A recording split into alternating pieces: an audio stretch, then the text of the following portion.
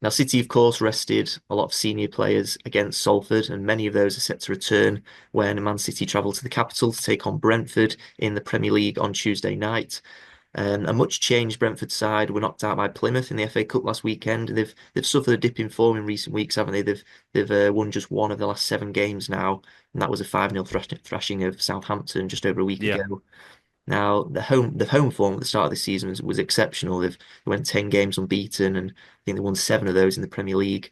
But they've since lost each of the last three at home now in all competitions. So, with that in mind, and with City beginning to turn a corner, it would seem, how do you see Tuesday's Premier League game going? What can we expect? Should Man City be confident of beating Brentford in this one?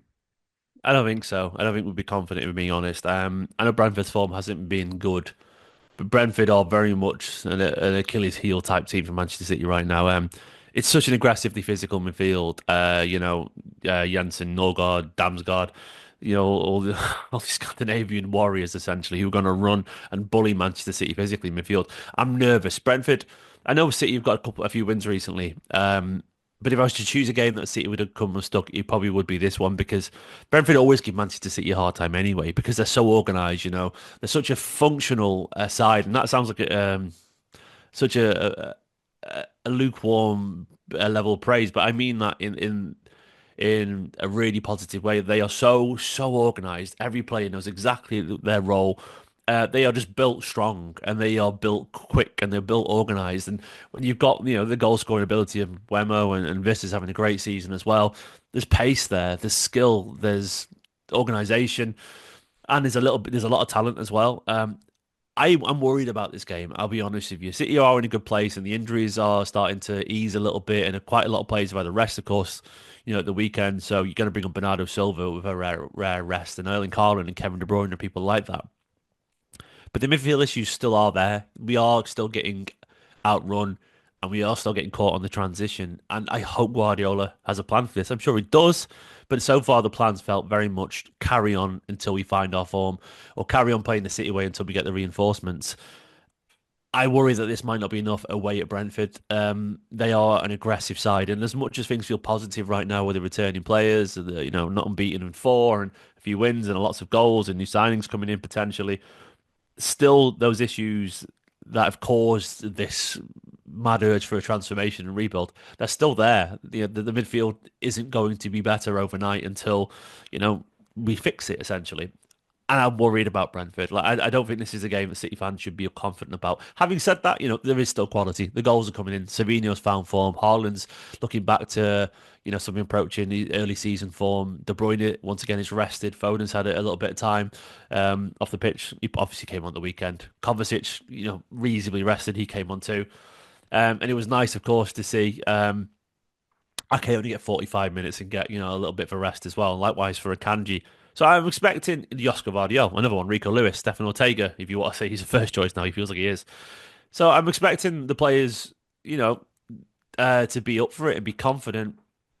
But I don't know until I see that first 10, 15 minutes how we're going to approach Brentford and what their unique capabilities, how direct they are, how well they use the pace of their forwards who have got great chemistry and how capable they are of bullying in midfield.